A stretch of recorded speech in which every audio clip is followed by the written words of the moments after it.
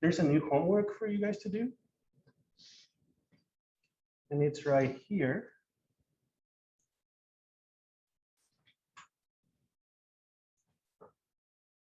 And this one is about the last problem. I think it's going to be fun for you guys.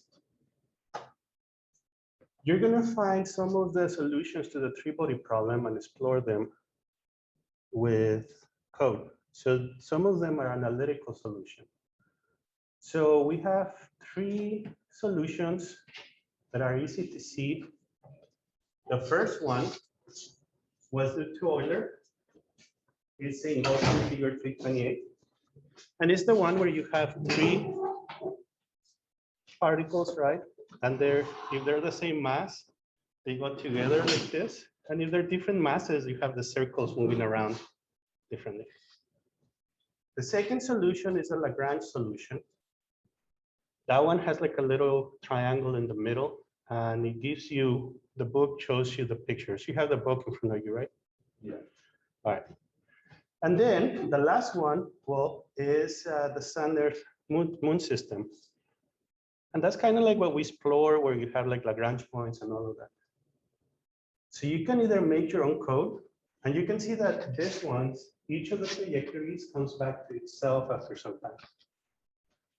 That's the point of this exercise. You can use your own code, or you can go to Mathematica and type this in.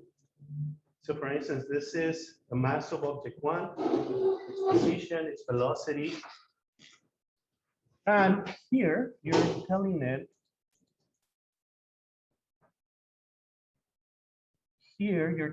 that it's an inverse square law. So that covers gravitation. You tell it the positions, you tell it to solve it, you solve it for 4 units of time. And then this right here is just to plot it. And if I move this slider back and forth, I would see the system. So for instance, mass 3, sorry, on the bottom, starts at 0, 0, has a particular velocity that goes in this direction, and you can see that that's the orange one. Okay? So this is another solution to the three-body problem that was found by somebody named Simmel in 2000. So imagine the first solution is Euler, 1780, I believe. Then Lagrange, around that time. Then some other people did some work on it, but the next solution that was found that was periodic is this one that is a figure 8. And then the questions are, the first one is to explore it, create your own code, and then to explore whether they're stable or not. And then part C is to find some more other orbits and present some of the coolest looking that you find. Okay? So if you don't know how to code, Mathematica has coded this already, just play with that. If you want to show off your Python or other skills, go for it. Questions? Now we're going to cover small oscillations. And this is where stability comes into. So you guys might have some idea what stability means, but maybe not. So when I was a grad student, I took quantum field theory. So that's a class that we don't offer because there's not many students wanting to take it here at OSU. Like everybody's afraid of that class. Well, I took that one and I was thinking that I was going to learn something really cool, right? And then when the class starts, I'm a little bit disappointed because all we do is the harmonic oscillator. So quantum field theory is just harmonic oscillators, harmonic oscillators, harmonic oscillators. And harmonic oscillator is boring, right? No? You guys find them amazing? And the thing though, is that the book by Peskin for quantum field theory is basically saying that physics is everything, I think is something like this. Physics is whatever we understand on the universe and how it can be reduced to the harmonic oscillator. So now that I have more experience, I get to see more stuff, right? And now I follow the idea behind it. The harmonic oscillator is really important because it's the only system that we know how to solve, really. The rest are approximations towards something that we can solve. And it explains things like lasers, right? Two state systems. It explains things like why the black holes radiate energy. So that's what you see in advanced cosmology, things like that. And it's just based on your harmonic oscillator. So why a black hole? If you want to understand Hawking's radiation, how does a black hole emit radiation? You have to know harmonic oscillators pretty well. So the harmonic oscillator, even though it's boring, is quite important in physics. And in particular, is because when we have a solution that is close to equilibrium, then we expand it as harmonic oscillators. So if we look at a system, the equilibrium, we find the equilibrium of it. And then we want to describe the dynamics. We break it apart away from equilibrium by using simple harmonic oscillators. And these harmonic oscillators are things that we have experience with and we know how to solve those equations. So that's why we do it. So let's say that we have the simplest system.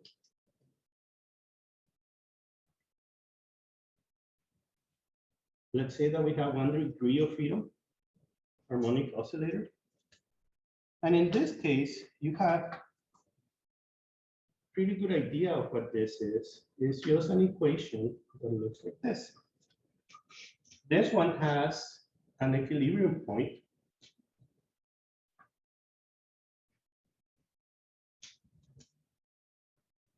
Where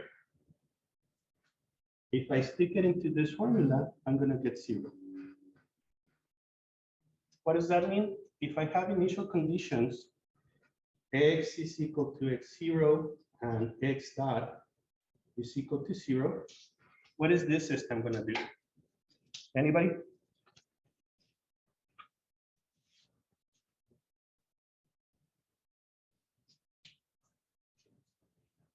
Remain at rest, right?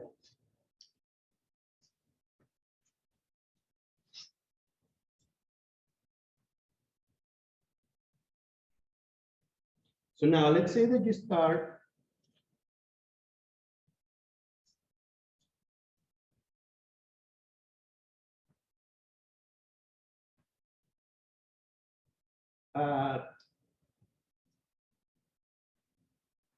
point away from x0. So what that means is that we're going to start and our trajectory is going to be something like this, where this eta is assumed to be small.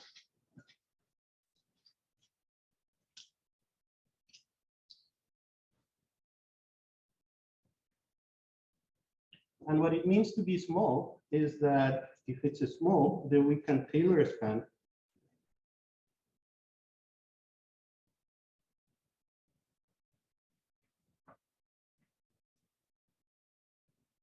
So if we do that, we can Taylor expand the fx, and we can say now that this equation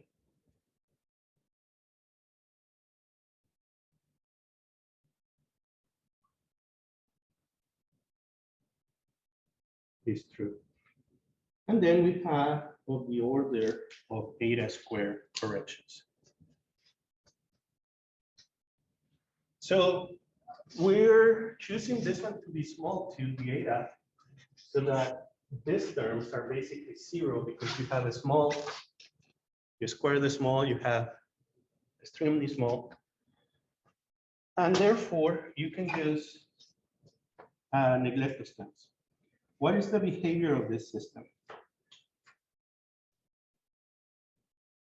So there's two types of behaviors, two cases that we can think of. The first one is when the first derivative around that point is less than 0.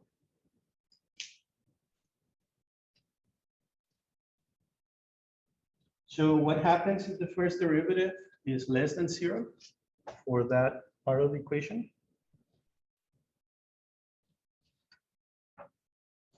Salini? When the derivative is less than 0, as the oscillation increase, the force, Right. restoring force also increase. But what is it going to do, that restoring force? It is going to make the restore the motion to the equilibrium. Exactly, Yeah. right? So if this is the case, you have that the force sends you back to x naught. Or basically n is equal to 0. So in that case, the solution is that this eta can be expressed as a cosine of a particular frequency, and you can have some phase. So we have two integration constants, the A, the amplitude, and the T naught.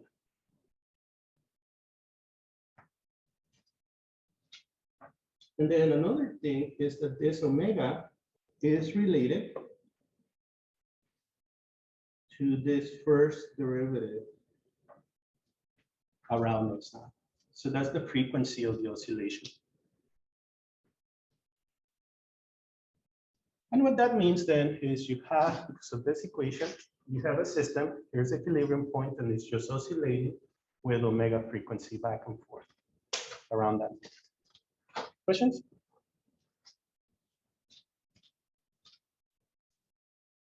Yep.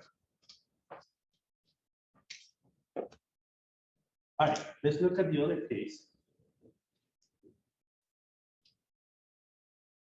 Second case is f prime of x naught is bigger than 0. So Katie, what is the force going to do there?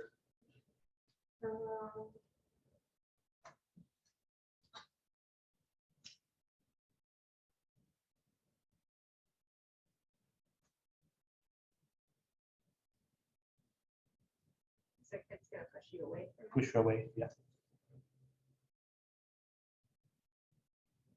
From x naught. And if it's pushing you away from the equilibrium, we actually have two solutions. And the most general way to write those two solutions is a constant, an exponential, and then b constant, and another exponential, with the second exponential being with a negative sign.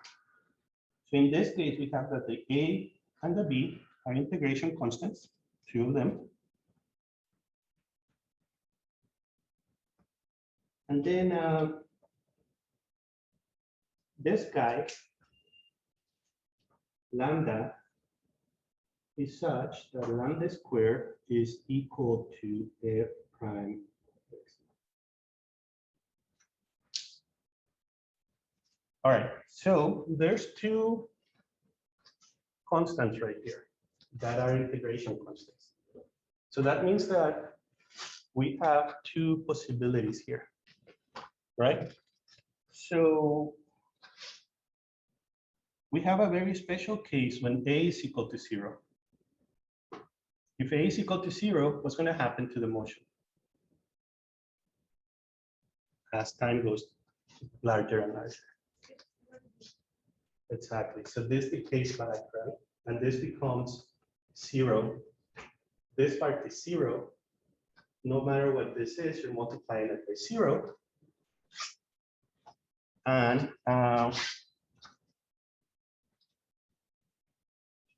you're gonna go to, if a is equal to 0, Then you're gonna go to eta, well, actually x going to x naught, right? Eta being 0. So that's the case for that particular value being 0. Now, if you have that the most generic condition, you have that n because of this guy, right? And if this is not 0, because of this guy is going to increase exponentially. And n gets rapidly large. And in that case, your approximation that eta was small is breaking apart. If that happens,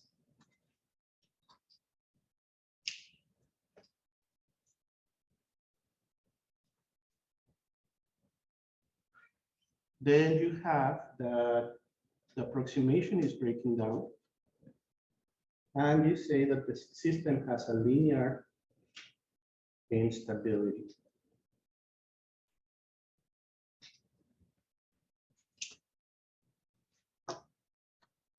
All right, questions? The normal harmonic oscillator that we see. No, so this is for generic cases, right? So the harmonic oscillator is coming back because he has a spring bringing it back. Just ordinary oscillator. So for this one is when you have, this is a generic case. This is not 0, then you have linear stability. So you can explore a system and see if it's linearly unstable or not by seeing if it follows this prescription. You had a question? Going back to the example Taylor series, I just want to make sure I understand that. That expression. Yeah, so this is just take this guy, right? And this guy is just this one plus this one. So then if I grab that one and I write it over here, this is expanding f of x as a Taylor expansion. So you would have the terms that this x, right, would become this one. And then you're expanding around this point. So it's just a Taylor expansion around this point. So therefore, the only things that are not constant is this one. So you have the second derivative, and then you have this term that looks like this because you're taking the derivative, evaluating it at this point. And then you have more terms that you don't care about because they're too small.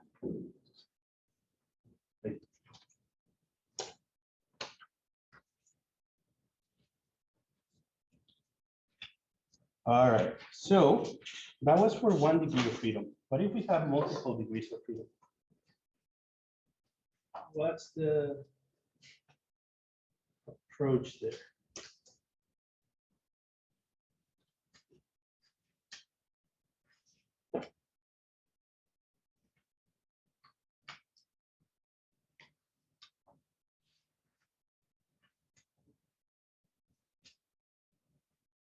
If we have n degrees of freedom, then your system is of the form. This is your equations.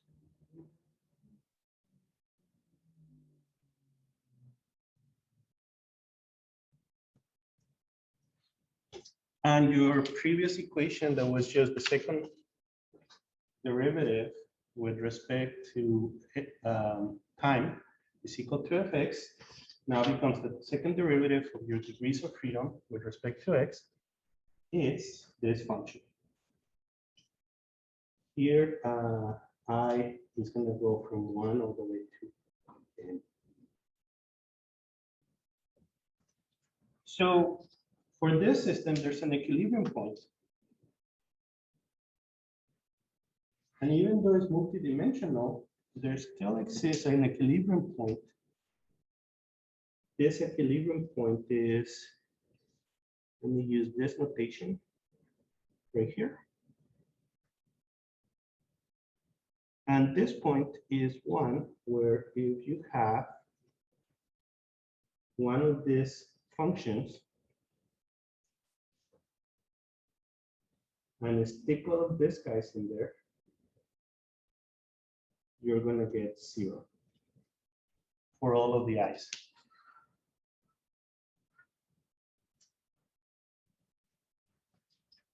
So we can talk about small perturbations again.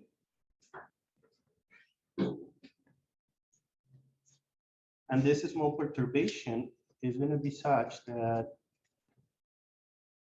this guy, as a function of time, is your equilibrium point plus some eta of time.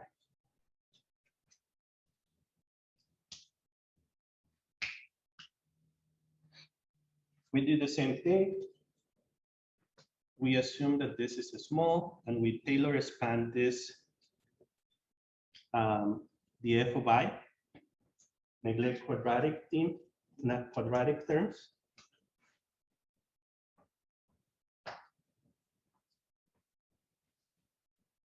And we're gonna have that the second time derivative is approximately the derivatives with respect to the q's evaluated at different points that are part of our equilibrium solution times this n of j. So you see, this is an I, this is a j over here. This is a function of many variables, and you're going to have derivatives evaluated at different points.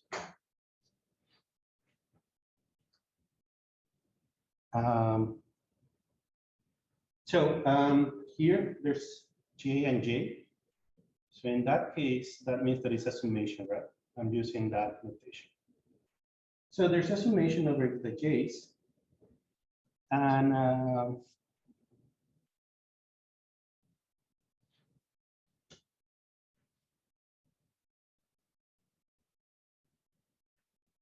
when we look at it that way, this is actually really complicated, but we could see it as a matrix form. So in matrix form, we have two vectors. Well, actually, we have one vector. Let me call this one a vector. And we have one all the way to n for the etas. And I'm going to have a matrix F that is actually, the first term is f of 1,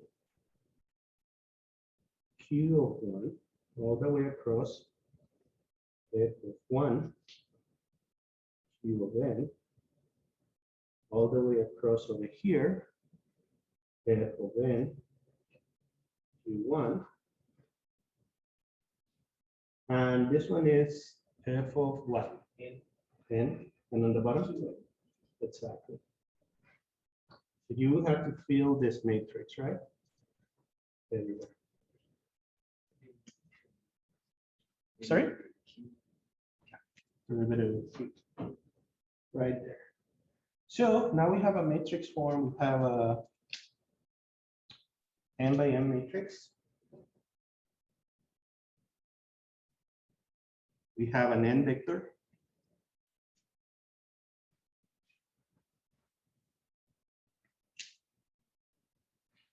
And further, all of the derivatives are evaluated at the equilibrium point.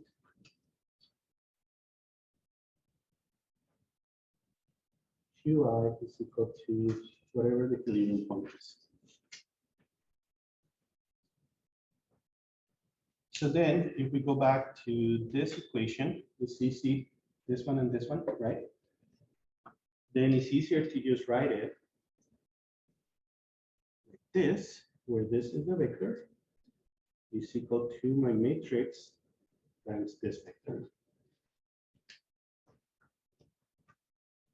So now that you see it in this form, how do you solve it from matrix algebra?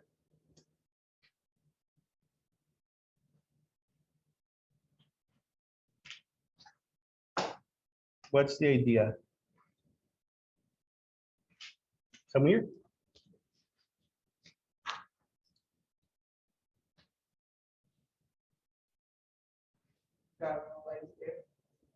Right, diagonalize it, find the eigenvalues, right? So what you want to do is search for you search for eigenvectors, right? So these are the solutions, eigenvectors, and you find the eigenvector by diagonalizing this guy and figuring out what are the solutions. So if you remember back to matrix algebra, if F is a symmetric matrix, then all of your eigenvectors are going to be orthogonal with each other, and they're going to be have real eigenvalues. If F is not symmetric, and so far we cannot assume that F is going to be symmetric, right? Then that's not true. However, if this guy's,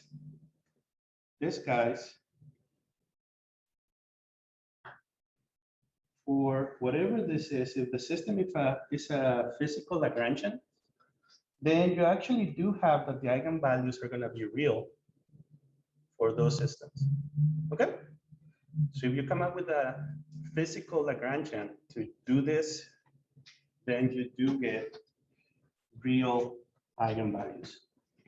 So now I'm going to give you the proof of this. But let's just assume that it has real eigenvalues.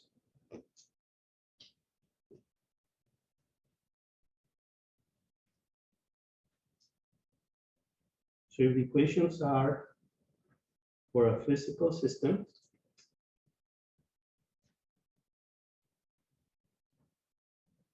then F has real eigenvalues.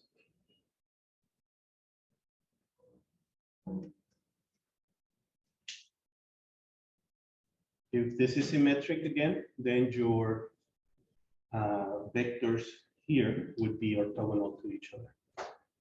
But it doesn't have to be symmetric.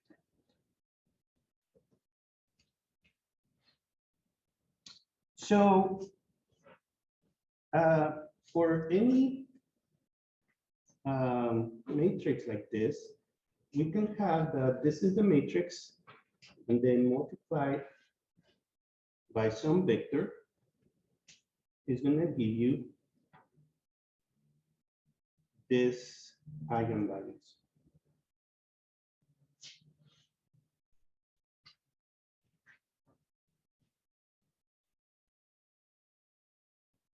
Where A goes from 1 to n.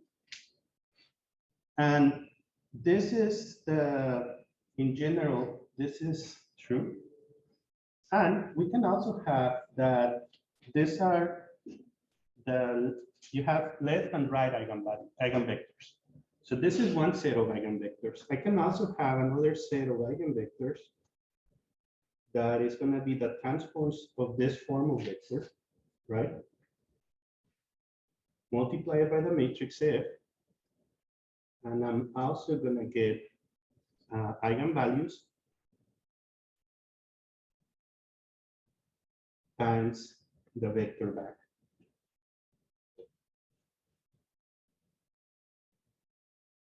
Now, the important thing is that the eigenvalues here and the eigenvalues here are the same. This vector and this vector don't have to be the same, but these eigenvalues are the same. So you can approach the system of differential linear equations and think of it like this.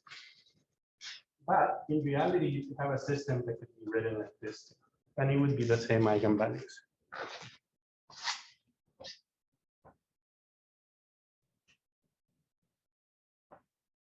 All right, another thing, these guys, the eigenvalues, I said physical systems have to be real. They don't have to be positive. So real just means that they're in the real line, right? They're not, they don't have to be bigger than 0.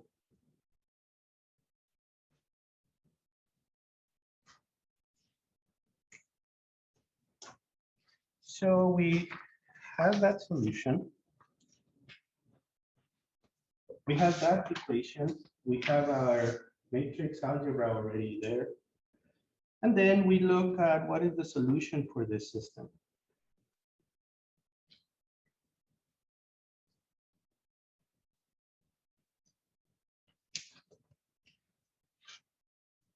So we have this guy is equal to this guy right there.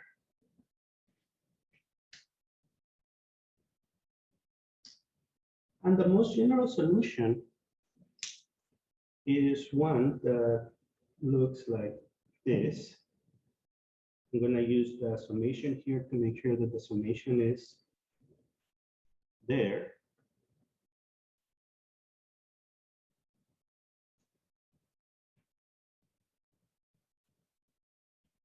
There's some amplitude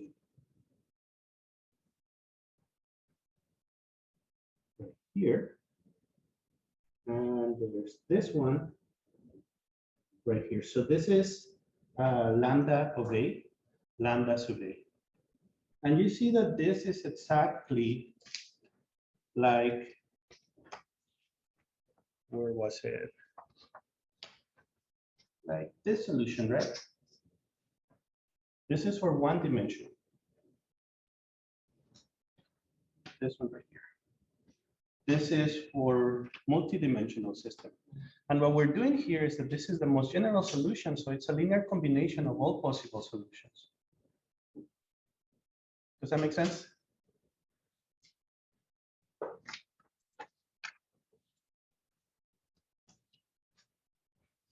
All right. So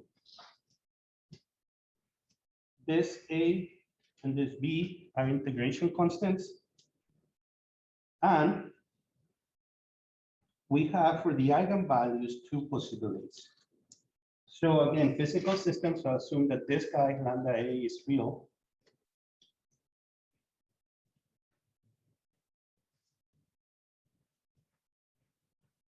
But it could be positive or negative. It's just real, right?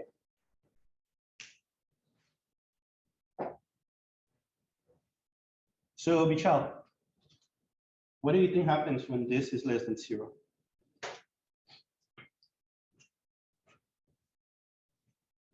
You can practice this. And the system is stable. Yeah. Right. So in this case, we have that this each of these guys is just going to be given by some complex frequency, right? This frequency is real, and this guy right here is the complex number I.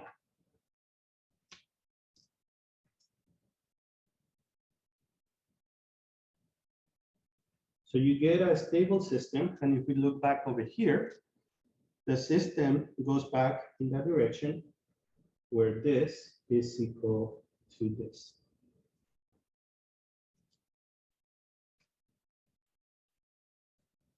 So that's the direction of the system that is stable. We also have the case where this is bigger than 0, and your eigenvalues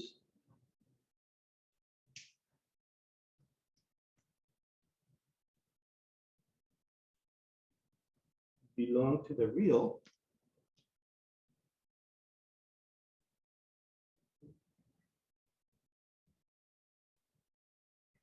And we have a linear instability. So again, this happens because this first term and this second term right there, right? We have to consider those 2 terms. And if this is a positive, positive, lambda square is positive, then we see that this is here gonna be dominant. Yeah. Why is that linear? Because it is Um, exponential. because it's linear on the expansion of eta. That's where we call it linear. It's a linear, the linear term in the Taylor expansion already makes it explode. Sir, when this part is like when A is zero again, will the motion will decay. at the Oh, same yeah, time. yeah, but this is the most general solution. Yeah, yeah, that's true. We're just assuming that those guys are not disappearing, Okay. but that they would be contributing in both cases here. Whereas in this case, you will have oscillations. But like in the decaying case also, will it be like the normal oscillation or again in the system Oh, okay, so this is a stable system because it's oscillating? Yeah. going in a circle kind of motion, right? Yeah. What you're thinking is what happens when this is zero and this is gonna dominate and it's gonna go back to the stable position. So this is a little bit different. It's not going to zero. It's gonna be a stable system because it doesn't live outside of this coordinate and is circling around it. Yeah. Not going towards zero because that would happen when you have only that term, right? So it's just that it's stable and it's not moving from that orbit. All right, so linear instability in the direction of mu. So what are these mu?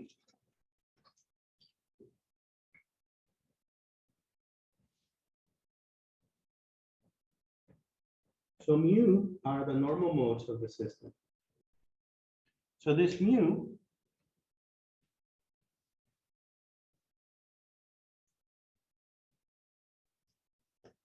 so let's see, let me go back. We said that, yeah, the equilibrium point is stable if this guy is less than zero.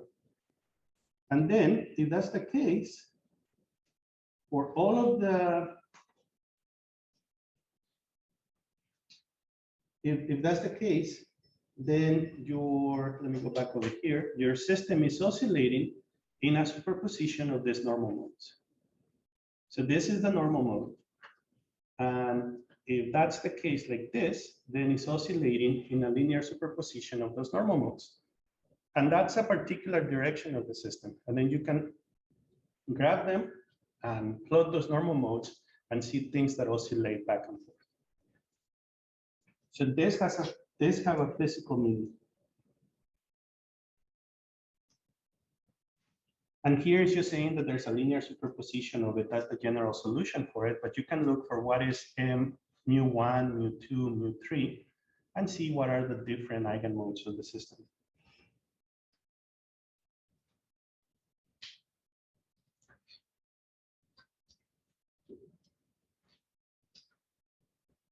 So we can also have a more general solution that makes things easier to see. And we can say that eta as a function of time is going to have it's a summation over a's with lambda a squared less than zero. This one is going to be the normal mode. And then a cosine omega t minus t naught. And then to that, we're going to add the a's when lambda a squared is bigger than zero. And it's going to have that normal mode, whichever one those are. And then it's going to have an a e to the lambda a t plus ba e to the negative lambda a t.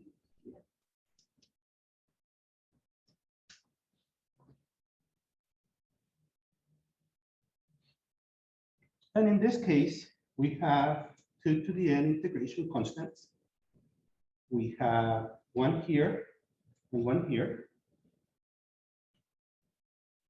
And however many of them are below 0. And then we have one here and one here. And if you remember, the a's goes from 1 to n, so there's 2 to the n. So integration constant, integration constant, integration constant, integration constant. And that's very similar to this solution, right? Except that we don't only have this solution, we also could have these ones, which are not stable. Questions?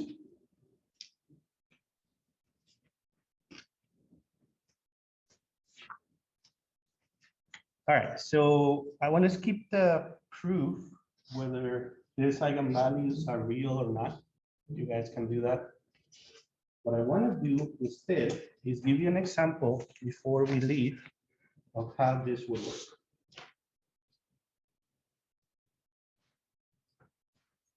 So going back to the double pendulum,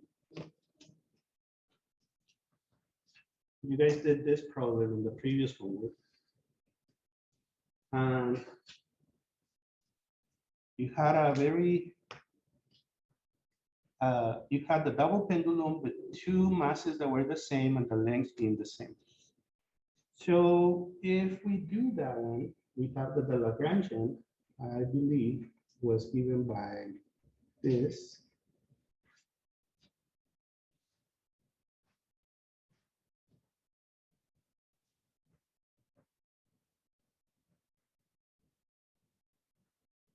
And if it's wrong, look, you can correct me. You're the expert on double pendulums.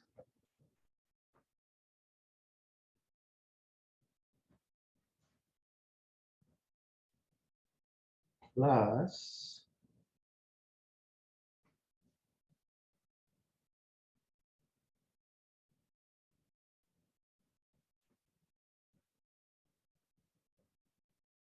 so you have all those terms. And this double pendulum has equilibrium point, right? The equilibrium point is when theta 1 and theta 2 are 0.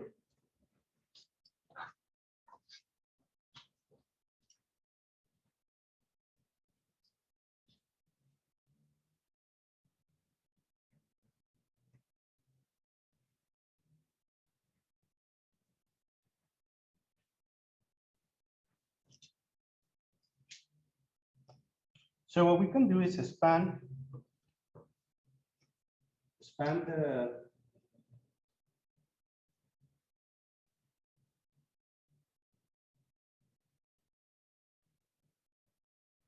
for the small theta 1 and 2. And if we do that, we span the Lagrangian to second order. So that means we take the derivatives and all of that. And you should have that there's just theta left. So if we do that, this large Lagrangian actually becomes, so we would have, this term is still there.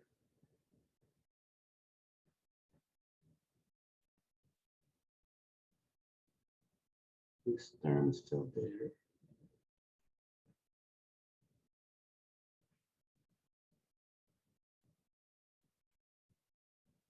This term becomes this one.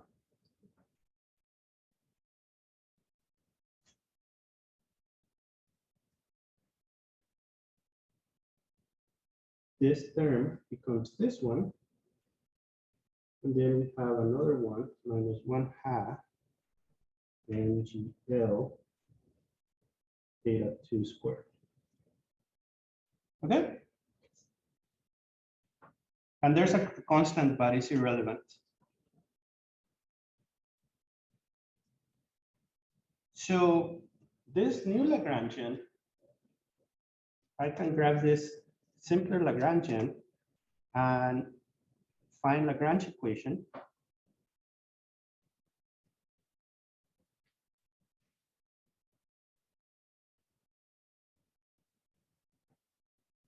And we get two, right? One for theta ones, one for theta twos.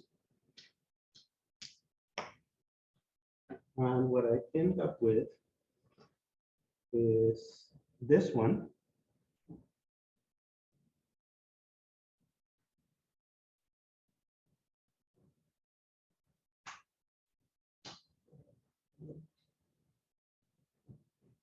This is very similar to what you got, except a little bit simpler from the homework problem.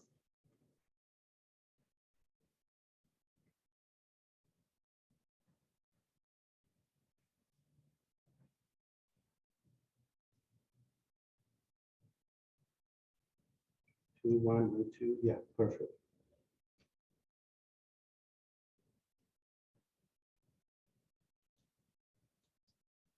All right, any questions there? So that was just doing the math, right? So now here, I'm gonna rewrite it in matrix form. How do we do that? Well, I can say that my theta vector is gonna be theta one, theta two.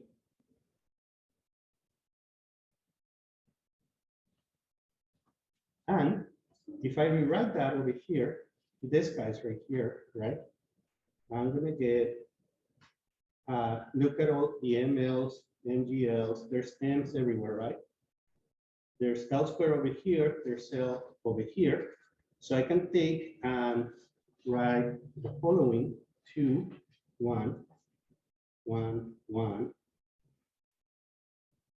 This vector is equal to, so here I have the minus, the M's are going to cancel. I have L squared, L over here, so it's G over L. And on this end, I have theta 1.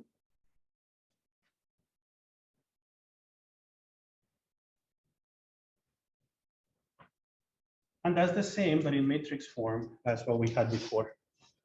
You guys see it? Yep. All right.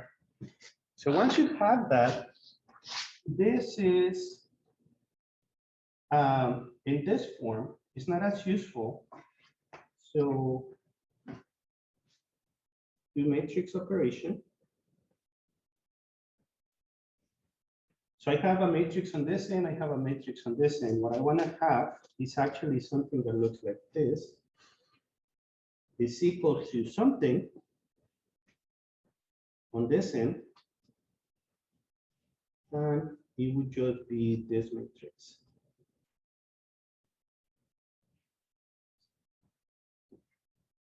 Like that.